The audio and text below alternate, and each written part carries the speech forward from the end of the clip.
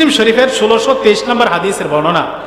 عن النعمان بن بشير رضي الله تعالى عنه قال إن أباه أتى به رسول الله صلى الله عليه وسلم فقال নবীজির সাহাবী নুমান ইবনে বাশির বলেন, আমার বাবা বশির আমাকে হাতে ধরে নিয়ে আল্লাহর নবীর দরবারে হাজির হইল।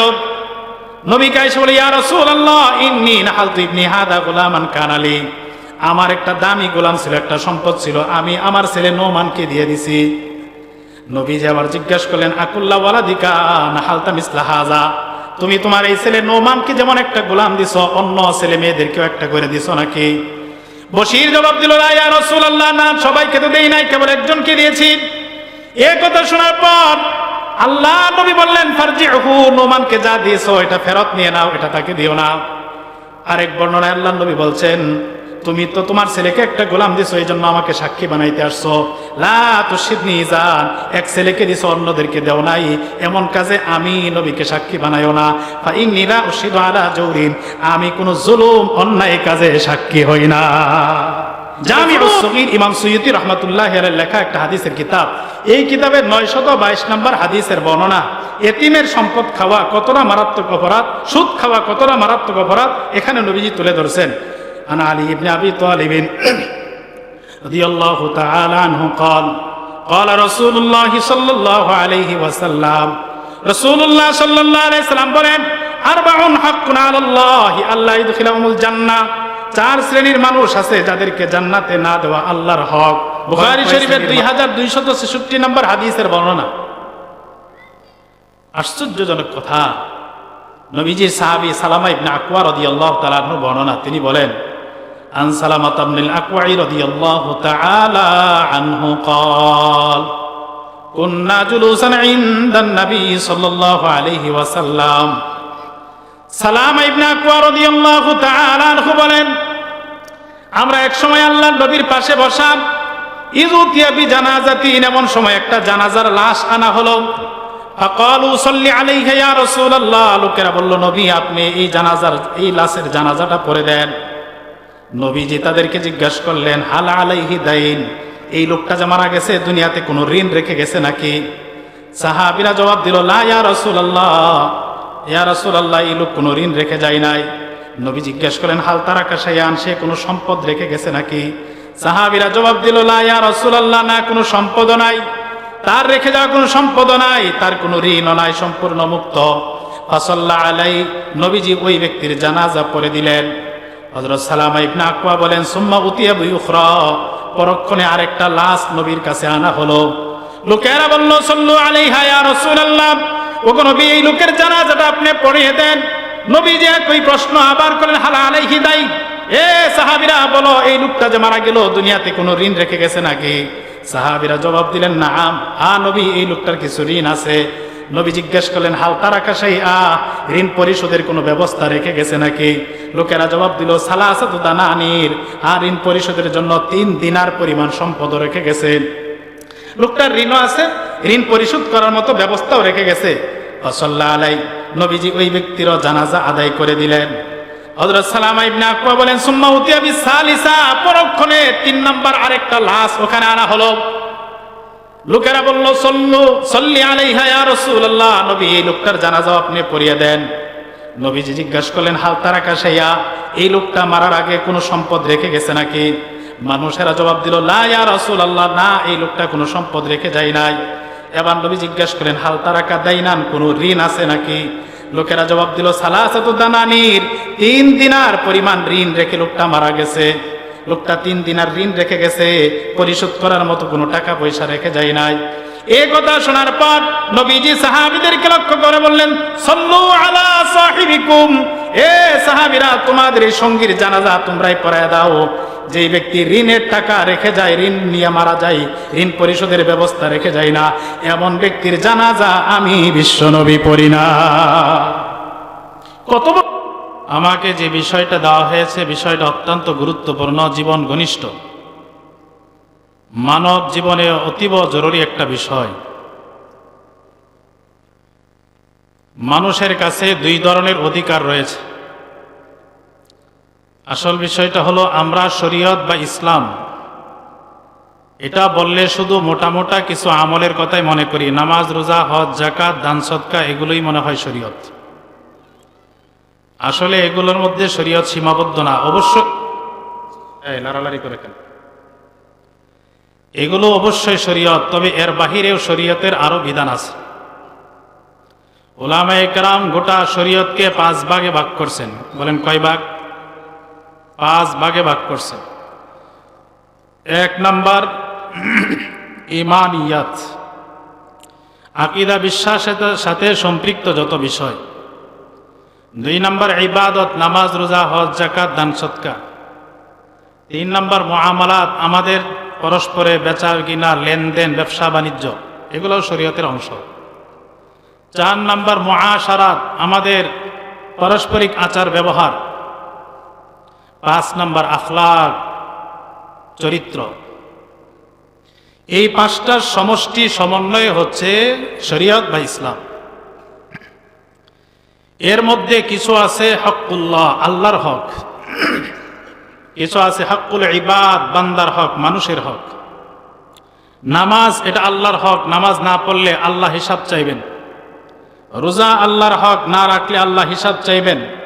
হজ আল্লাহর হক, না পালন করলে আল্লাহ হিসাব চাইবেন। এর বাহিরে কিছু বিষয় আছে মানুষের হক, মুআমালাত, মুআশারাত, আখলাক, এগুলো হলো মানুষের অধিকার। আমি লেনদেনের মাধ্যমে কোনো মানুষকে যদি কষ্ট দেই, কোনো মানুষকে ঠকাই, তাহলে এর হিসাব ওই মানুষের কাছে আগে দিতে হবে। আল্লাহ তাআলা জানিয়ে দিয়েছেন, আমার কোনো হক যদি তুমি নষ্ট করো, নামাজ পড়ো নাই, রোজা রাখো নাই, হজ করো নাই, যাকাত দাও নাই, আমি আল্লাহ চাইলে তোমাকে ক্ষমা করে দিতে পারি। কিন্তু মানুষের কোনো অধিকার যদি তুমি নষ্ট করো, যার অধিকার নষ্ট করেছ সে ক্ষমা করার আগে আমি আল্লাহ কখনোই ক্ষমা করব না। এবার চিন্তা করেন কোনটার গুরুত্ব বেশি? আল্লাহর হক ক্ষমা পাওয়ার সুযোগ আছে, সম্ভাবনা আছে। মানুষের হক আল্লাহর দরবারে ক্ষমা হওয়ার কোনো সম্ভাবনা নাই, মানুষ যদি ক্ষমা না করে।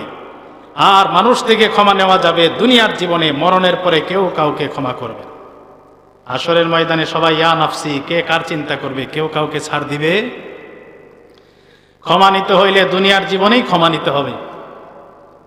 এই জন্য মানুষের হক, বান্দার হক, এই বিষয়টা নামাজ রোজার চাইতে অধিক গুরুত্বপূর্ণ।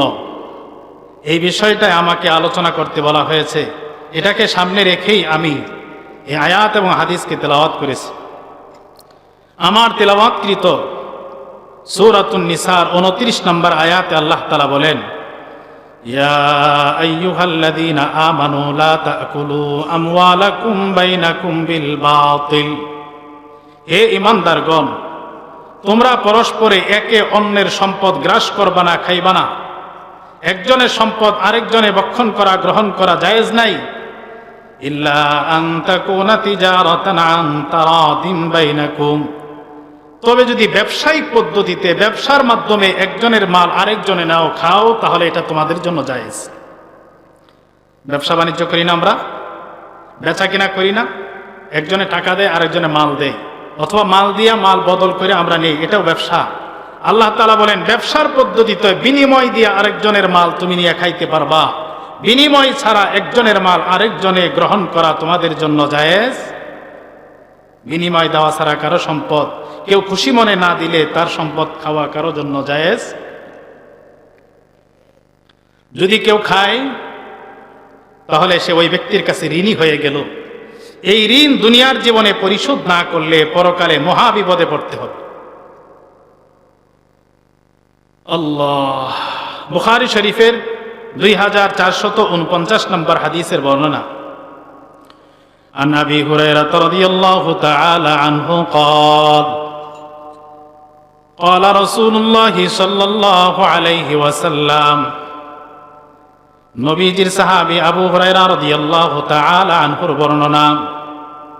রাসূলুল্লাহ সাল্লাল্লাহু আলাইহি ওয়াসাল্লাম বলেন, মান কানাত লাহু মাজলিমাতুন লিআখিহি মিন ইরদিহি আও শাই, দুনিয়াতে কোনো মানুষ যদি তার অপর ভাইয়ের কোনো অধিকার নষ্ট করে থাকে, দুনিয়াতে কোনো মানুষ যদি আরেক মানুষের ইজ্জত সম্মান নষ্ট করে থাকে, দুনিয়াতে কোনো মানুষ যদি আরেকজন মানুষের কোনো সম্পদ হরণ করে গ্রহণ করে থাকে, একজন আরেকজনের সম্পদ জোর জবরদস্তি করে অথবা ধোঁকাবাজি করে খেয়ে থাকে।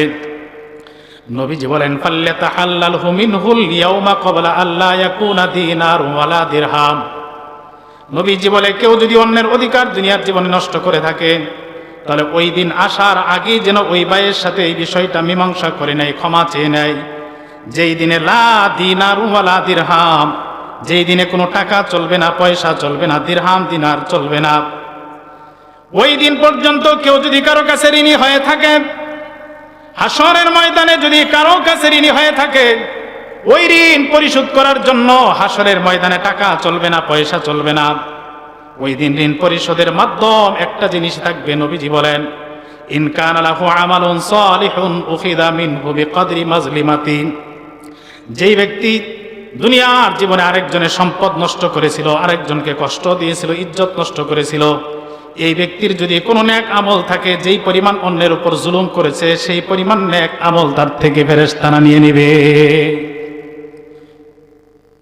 ওয়া ইল্লাম ইয়াকুন লাহু আমালুন সালিহ, আর এই ব্যক্তির দুনিয়ার জীবনে কোনো নেক আমল যদি না থাকে, উখিযা মিন সাইয়্যাতি সাহিবিহি, দুনিয়ার জীবনে যাকে কষ্ট দিয়েছিল, যার ইজ্জত নষ্ট করেছিল, যার সম্পদ হরণ করেছিল, ওই ব্যক্তির গুনার বোঝা থেকে ফেরেশতারা গুনার বোঝাটা নিবে।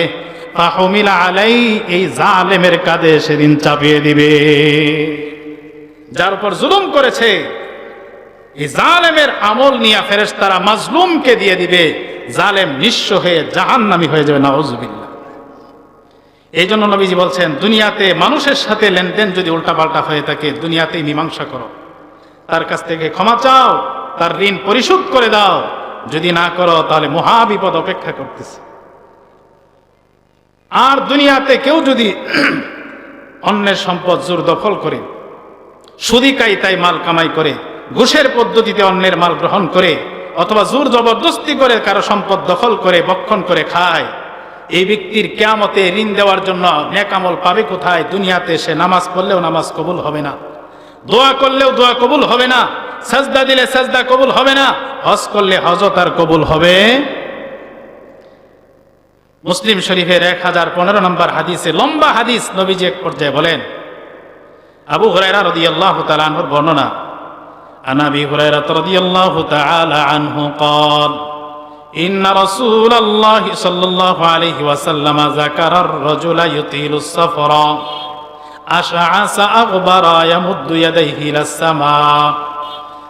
নবীজির সাহাবী আবু হুরায়রা রাদিয়াল্লাহু তাআলা আনহুর বর্ণনা, রাসূলুল্লাহ সাল্লাল্লাহু আলাইহি ওয়াসাল্লাম এক ব্যক্তি সম্পর্কে আলোচনা করলেন, যে ব্যক্তি দীর্ঘ পথ সফর করে ধুলোয় দূষরিত হয়ে আল্লাহর ঘর কাবার সামনে যায় দাঁড়াইল, ইয়ামুদ্দু ইয়াদাইহি ইলাস সামা, দুইটা হাত আসমানের দিকে উঁচু করে দিয়ে আল্লাহকে ডাকে, ইয়া রব বলে ডাকে। নবীজি বলেন সে সুদূর পথ পাড়ি দিয়া ধুলোয় দূষরিত হয়ে আল্লাহর ঘর খানে কাবার সামনে দাঁড়ায় যদি আল্লাহকে ডাকে, কিন্তু তার অবস্থা হলো মাতামুহু হারামুন ওয়া মাশরাবুহু হারাম, দুনিয়ার জীবনে সে যা খায় তা হারাম খাবার, সুদ ঘুষের টাকা সে পেটের ভিতরে ঢুকায়, মাশরাবুহু হারামুন, তার পানীয় যা পান করে সেটাও হারাম উপার্জন থেকে পান করে, ওয়া মালবাসুহু হারামুন, যে পোশাক পরিধান করে সেই পোশাক হারাম টাকা দিয়ে কিনা, ওয়া গুজিয়া বিল হারাম, নবী বলেন তার দেহের রক্ত মাংসগুলো হারাম খাবার থেকে গজায়া উঠেছে। নবী বলেন ফা আন্না ইউস্তাজাবু লিযালিক, এই ব্যক্তির দোয়া তোমরা বলো কেমন করে কবুল হয়? যার খাবার হারাম টাকা থেকে হয়, যার পানীয় হারাম, যার পোশাক সুদের ঘুষের টাকা দিয়ে কিনা হয়, যার দেহের রক্ত মাংস হারাম খাবার দিয়ে গঠিত হয়, নবী বলে এই ব্যক্তির দোয়া, এই ব্যক্তির ইবাদত কবুল হয় না। এর তো ইবাদতই কবুল হয় না, কিয়ামতে সে মানুষের ঋণ দিবে কি দিয়া? বুঝে আসছে ভাই? এজন্য দুনিয়াতে কোনো মানুষের সম্পদ নষ্ট করা যাবে? কোনো মানুষের অধিকার নষ্ট করা যাবে? কোনো মানুষকে বেইজ্জতি করা যাবে? সম্পদের অধিকার নষ্ট করলে যেমন হিসাব, কারো ইজ্জত নষ্ট করলে ঠিক তেমনি আল্লাহর দরবারে হিসাব দিতে হবে।